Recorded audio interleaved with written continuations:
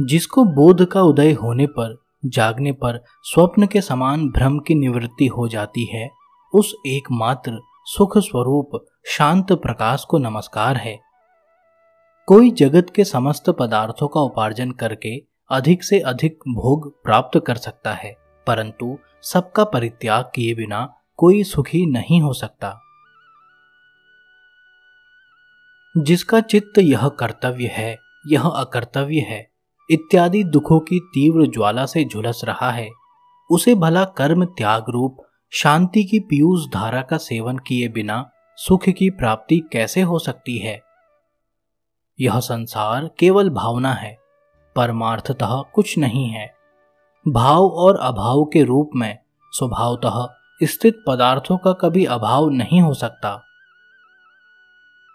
आत्मा का स्वरूप न दूर है न निकट, वह तो प्राप्त ही है, तुम स्वयं ही हो। उसमें न विकल्प है न प्रयत्न है, न विकार है और न मल।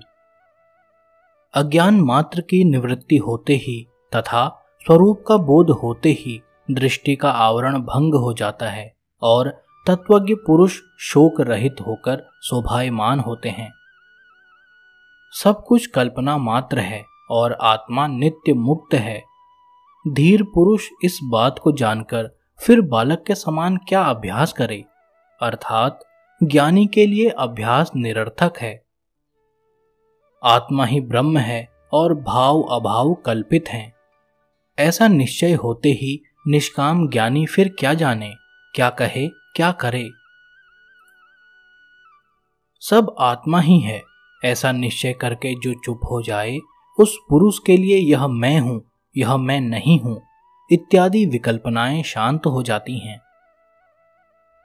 अपने स्वरूप में स्थित होकर शांत हुए तत्वज्ञ के लिए न विक्षेप है और न तो एकाग्रता, न ज्ञान है न अज्ञान, न सुख है और न दुख। जो तत्वज्ञ योगी स्वभाव से ही निर्विकल्प हैं, उसके लिए अपने राज्य में अथवा भिक्षा में, लाभ हानि में, भीड़ में अथवा सूने जंगल में कोई अंतर नहीं है। यह कर लिया और वह कार्य शेष है। इन द्वंद्वों से जो तत्वज्ञ मुक्त है, उसके लिए धर्म कहाँ, काम कहाँ, अर्थ कहाँ और विवेक भी कहाँ है। जीवन मुक्त ज्ञानी के लिए न तो कुछ कर्तव्य है और न तो उसके हृदय में कोई अनुराग है। जिस प्रकार जीवन बीते वही उसकी स्थिति है।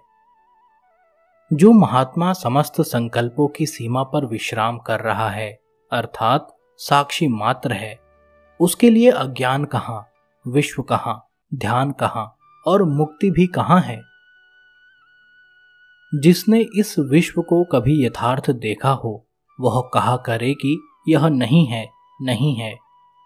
जिसे विषय वासना ही नहीं है, वह क्या करे, वह तो देखता हुआ भी नहीं देखता। जिसने अपने से भिन्न परम ब्रह्म को देखा हो, वह इस तरह चिंतन किया करे कि मैं ही ब्रह्म हूं, सोहम सोहम। किंतु जिसे कुछ दूसरा दिखता ही नहीं, वह निश्चिंत क्या चिंतन करे। जिसने अपने स्वरूप में कभी विक्षेप देखा हो, वही निरोध करे।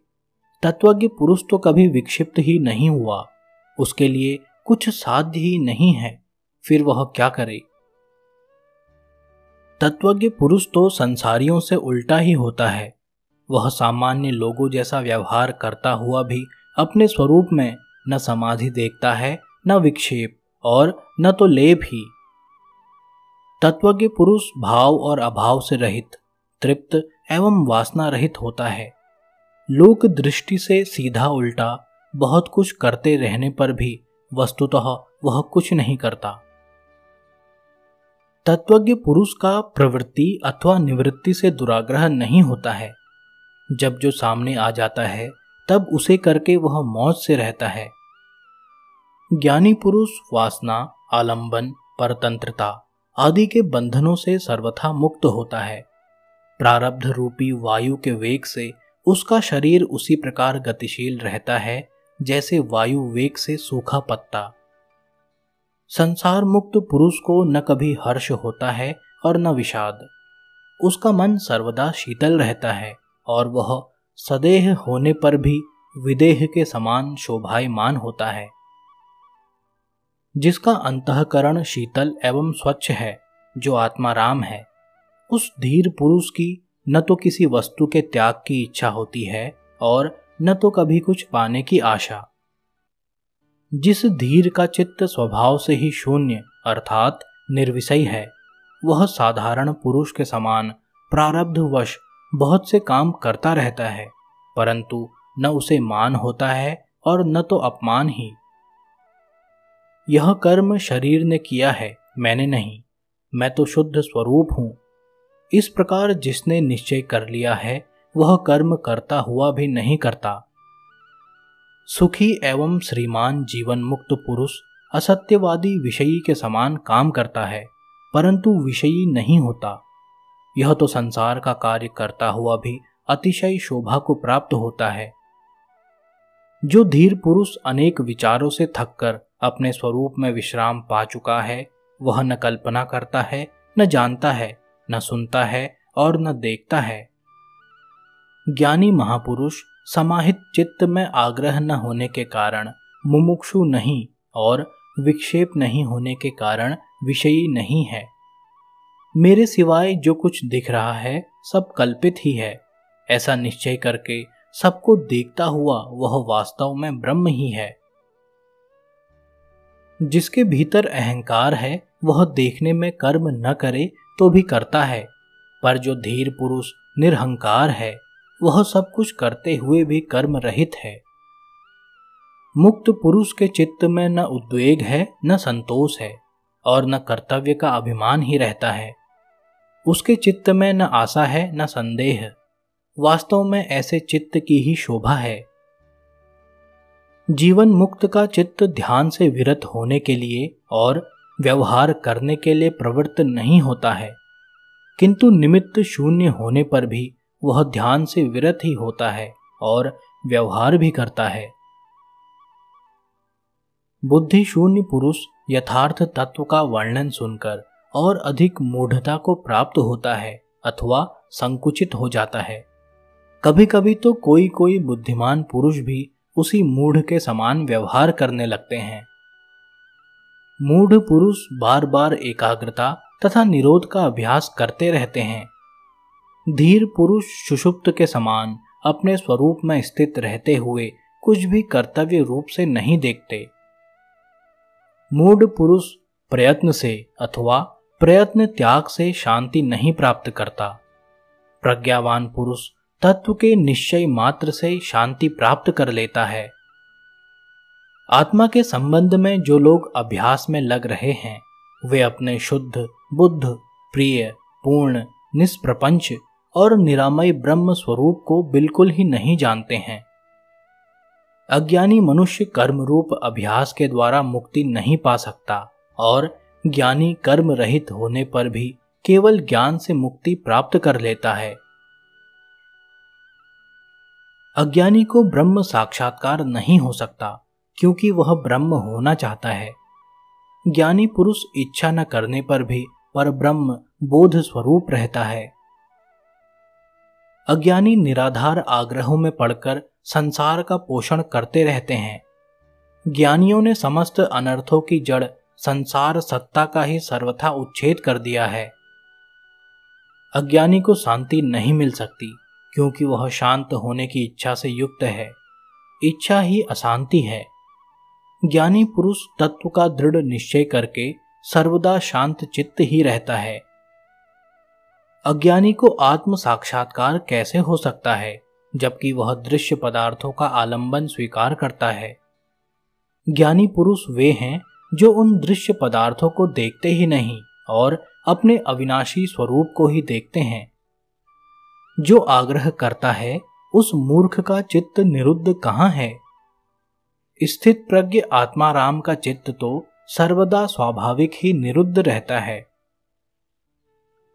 कोई पदार्थ सत्ता की भावना करता है और कोई पदार्थों की असत्ता की भावना करता है। ज्ञानी पुरुष तो भाव अभाव दोनों की भावना छोड़कर यूं ही निश्चिंत मस्त रहता है। बुद्धिमान पुरुष अज्ञानवश अपने शुद्ध अद्वितीय स्वरूप का ज्ञान तो प्राप्त करते नहीं, भावना करते हैं, उन्हें जीवन पर्यंत शांति नहीं मिलती। मुमुक्षु पुरुष की बुद्धि कुछ न कुछ आलंबन ग्रहण किए बिना नहीं रहती। मुक्त पुरुष की बुद्धि तो सर्वथा निष्काम और निरालंब ही रहती है। अज्ञानी पुरुष विषय रूपी मतवाले हाथियों को देखकर भयभीत हो जाते हैं और शरण के लिए तुरंत निरोध और एकाग्रता की सिद्धि हेतु झटपट चित्त की गुफा में घुस जाते हैं। वासनाहीन ज्ञानी सिंह है, उसे देखकर विषय के मतवाले हाथी चुपचाप भाग जाते हैं। उनकी एक नहीं चलती, उल्टे वे तरह तरह से खुशामद करके सेवा करते हैं।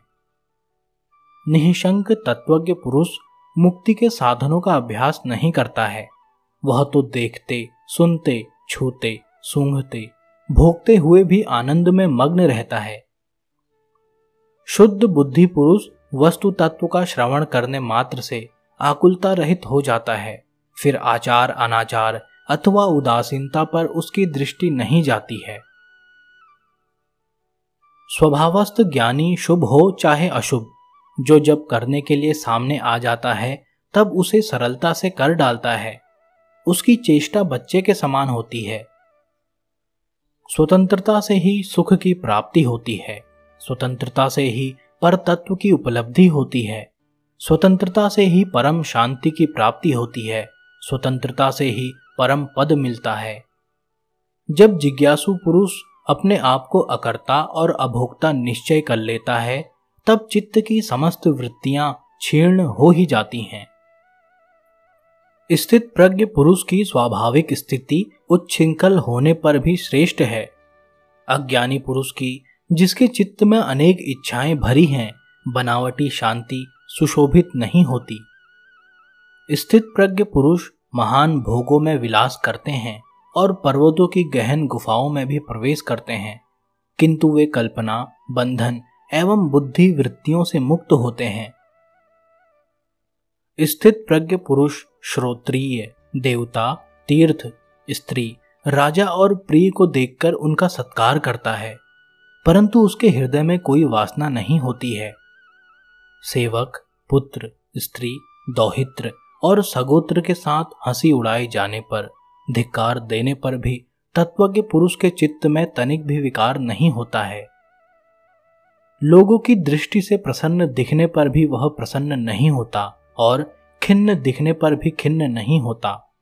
उसकी उन आश्चर्यकारी दशाओं को वैसे लोग ही जानते हैं।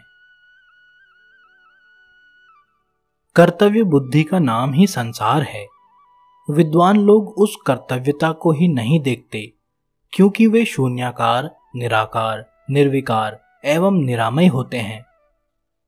अज्ञानी पुरुष कुछ न करता हो तब भी क्षोभवश सर्वत्र व्यग्र ही रहता है। स्थित प्रज्ञ अर्थात कुशल पुरुष बहुत से काम करता हुआ भी शांत रहता है। स्थित प्रज्ञ पुरुष व्यवहार में भी सुख से बैठता है, सुख से सोता है, सुख से आता जाता है, सुख से बोलता है और सुख से खाता भी है। जो महाहृद के समान अक्षुब्ध है और स्वभाव से ही जिसको व्यवहार करते रहने पर भी साधारण लोगों के समान पीड़ा नहीं होती, वह दुख रहित ज्ञानी शोभायमान होता है। मूढ़ की निवृत्ति भी प्रवृत्ति जैसी होती है। स्थित प्रज्ञ की प्रवृत्ति भी निवृत्ति का फल देती है। अज्ञानी पुरुष प्रायः ग्रह द्रव्य आदि पदार्थों से वैराग्य करता दिखता है, परंतु जिसका देह अभिमान नष्ट हो चुका है, उसके लिए कहाँ राग, कहाँ विराग। अज्ञानी की दृष्टि सर्वदा भाव या अभाव में लगी रहती है। तत्वज्ञ पुरुष की दृष्टि तो दृश्य को देखते रहने पर भी अदृष्टि ही रहती है। जो तत्वज्ञ सभी कामों में बालक के समान निष्काम व्यवहार करता है, वह शुद्ध है। कर्म करने पर भी वह लिप्त नहीं होता। वह आत्मज्ञानी धन्य है जो समस्त स्थितियों में सम रहता है। देखते, सुनते, छूते, सूंघते और खाते पीते भी उसका मानस तृष्णा रहित होता है। स्थित प्रज्ञ पुरुष सर्वदा आकाश के समान निर्विकल्प रहता है।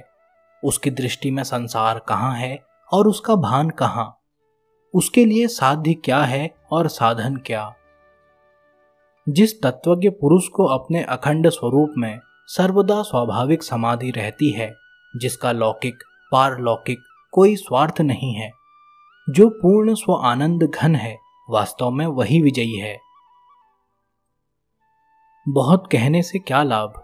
तत्वज्ञ महापुरुष भोग और मोक्ष दोनों के प्रति आकांक्षा रहित होता है और सदा सर्वत्र राग रहित होता है। महत तत्व से लेकर संपूर्ण द्वैत रूप दृश्य जगत नाम मात्र का पसारा है। शुद्ध बोध स्वरूप तत्वज्ञ ने जब इसका परित्याग ही कर दिया, तब भला उसका क्या कर्तव्य शेष है। यह संपूर्ण दृश्य प्रपंच ब्रह्मात्र है, यह कुछ नहीं है। ऐसे महान निश्चय से संपन्न शुद्ध पुरुष दृश्य की स्फूर्ति से भी रहित हो जाता है और स्वभाव से ही शांत हो जाता है। जो शुद्ध स्फुरण स्वरूप है, जिसे दृश्य सत्तावान नहीं मालूम पड़ता, उसके लिए विधि क्या, वैराग्य क्या, त्याग क्या और शांति क्या। जो अनंत रूप से स्वयं ही स्फुरित होता है और प्रकृति की पृथक सत्ता को नहीं देखता है, उसके लिए बंध कहाँ, मोक्ष कहाँ, हर्ष कहाँ और विषाद कहाँ। संसार का पर्यवसान है बुद्धि और यहाँ मात्र माया का विवर्त है। इस तत्व को जानने वाला पुरुष काम, ममता और अहंकार से रहित होकर शोभा पाता है। जो तत्वज्ञ संताप से रहित अपने अविनाशी स्वरूप को जानता है, उसके लिए विद्या कहाँ, विश्व कहाँ, देह कहाँ और अहंता ममता कहाँ। अज्ञानी पुरुष यदि निरोध आदि अभ्यासों को छोड़ देता है, तो वह दूसरे ही क्षण बड़े बड़े मनोरथ और प्रलाप करने लगता है। अज्ञानी ब्रह्म और आत्मा के एकता रूप तत्व का श्रवण करके भी अपनी मूर्खता का परित्याग नहीं करता। वह बाहर तो प्रयत्न से कुछ क्षण के लिए निःसंकल्प हो जाता है, परंतु उसके भीतर विषयों की लालसा का बीज बना ही रहता है। आत्मज्ञान से जिसकी कर्म वासना गल गई है, वह लोक दृष्टि से कर्म करता रहे तो भी उसके कुछ करने अथवा कहने के लिए कोई अवसर नहीं मिलता। वास्तव में वह अकर्ता और अवक्ता ही है। जो स्थित प्रज्ञ सर्वदा निर्विकार अतएव निरांतक है, उसके लिए अज्ञान कहाँ, ज्ञान कहाँ और त्याग कहाँ। उसके लिए किसी का अस्तित्व नहीं रहता। तत्वज्ञ को धैर्य कहाँ, विवेक कहाँ और निर्भयता भी कहाँ। उसका स्वभाव अनिर्वचनीय होता है। वास्तव में तो वह स्वभाव रहित होता है। स्थित प्रज्ञ पुरुष के लिए न स्वर्ग है, न नरक और न जीवन मुक्ति। इस संबंध में बहुत कहने से क्या लाभ। वस्तु तत्व के साक्षात्कार की दृष्टि से कुछ नहीं है। स्थित प्रज्ञ का चित्त ऐसा शीतल रहता है मानो उसमें अमृत ही भर रहा हो। न वह लाभ की अभिलाषा करता है और न हानि का शोक। स्थित प्रज्ञ पुरुष न संत की स्तुति करता है, न दुष्ट की निंदा। वह दुख एवं सुख में सम रहता है, अपने आप में तृप्त रहता है और वह अपने लिए कुछ कर्तव्य नहीं देखता। स्थित प्रज्ञ न संसार से द्वेष करता है और न तो आत्मदर्शन ही करना चाहता है। वह हर्ष एवं रोष से रहित होता है। वह सामान्य रूप से न तो मृत है न जीवित। जो पुत्र स्त्री आदि के प्रति स्नेह रहित है, विषयों के प्रति निष्काम है और अपने शरीर के लिए भी निश्चिंत है, जिसे किसी वस्तु की आशा नहीं है, ऐसा वह ज्ञानी शोभायमान होता है। जहां सूर्यास्त हुआ वहां सो गया, जहां मौज हुई वहीं विचर गया, जो सामने आया वैसा व्यवहार कर लिया। इस प्रकार स्थित प्रज्ञ सर्वत्र संतुष्ट होता है। जो अपने स्वतः सिद्ध स्वरूप की भूमि में विश्राम करके समस्त प्रपंच का बाध कर चुका है, उस स्थित प्रज्ञ महात्मा को शरीर नष्ट हो जाए अथवा बना रहे, ऐसी चिंता नहीं होती। ज्ञानी पुरुष अकिंचन, स्वेच्छाचारी, निर्द्वंद और संदेह रहित होता है। वह किसी भी पदार्थ में आसक्त नहीं होता। वह तो केवल आनंद में विहार करता है। स्थित प्रज्ञ की हृदय ग्रंथि खुल जाती है। रजोगुण तमोगुण धुल जाते हैं। वह मिट्टी के ढेले, पत्थर और सोने को समदृष्टि से देखता है। उसको कहीं ममता नहीं होती। वास्तव में वही शोभा पाता है। जो प्रपंच की किसी वस्तु पर ध्यान नहीं देता, जो आत्मतृप्त है, उसके हृदय में तनिक भी वासना नहीं होती। ऐसी मुक्त आत्मा की बराबरी किसके साथ की जा सकती है? वासनाहीन स्थित प्रज्ञ पुरुष के अतिरिक्त ऐसा और कौन है जो जानता हुआ भी न जाने, देखता हुआ भी न देखे और बोलता हुआ भी न बोले? राजा हो चाहे रंक, जो निष्काम है वही शोभा पाता है। जिसकी दृश्य पदार्थों में शुभ और अशुभ बुद्धि समाप्त हो गई है, वही निष्काम है। तत्वज्ञ निष्कपट, सरल और कृतकृत्य होता है। उसके लिए स्वच्छंदता कहाँ, संकोच कहाँ और तत्व निश्चय भी कहाँ। जो अपने स्वरूप में विश्राम करके तृप्त है, किसी वस्तु की आशा नहीं करता, आतिर रहित है, वह अपने अंतःकरण में जिस आनंद का अनुभव करता है, वह कैसे किसको बतलाया जाए। स्थित प्रज्ञ पुरुष प्रत्येक पद पर तृप्त रहता है। वह सोकर भी नहीं सोता, वह स्वप्न देखकर भी नहीं देखता और वह जागृत अवस्था में रहने पर भी वस्तुतः नहीं जागता। तत्वज्ञ सचिंत होने पर भी निश्चिंत होता है, इंद्रियवान होने पर भी निरिंद्रिय है, बुद्धिमान होने पर भी बुद्धिहीन है और साहंकार होने पर भी निरअहंकार रहता है। तत्वज्ञ न सुखी होता है न दुखी, न विरक्त होता है न अनुरक्त। वह न मुमुक्षु है न मुक्त, न कुछ है न कुछ नहीं। तत्वज्ञ विक्षेप में भी विक्षिप्त नहीं होता, समाधि में भी समाधि स्थित नहीं रहता। वह जड़ता में जड़ नहीं है और पांडित्य में भी पंडित नहीं है। तत्वज्ञ समस्त स्थितियों में स्वरूप स्थित रहता है। कृतकृत्य होने के कारण परम शांत होता है, सर्वत्र सम रहता है। तृष्णा का अभाव होने के कारण वह क्या किया क्या नहीं किया, इन बातों का स्मरण नहीं करता। वंदना करने से वह प्रसन्न नहीं होता, निंदा करने से क्रुद्ध नहीं होता, मृत्यु से उद्वेग नहीं करता और जीवन का अभिनंदन नहीं करता। शांत चित्त तत्वज्ञ न तो जन समूह की ओर दौड़ता है और न जंगल की ओर। जहां जिस स्थिति में वह होता है, वहां समचित्त ही रहता है।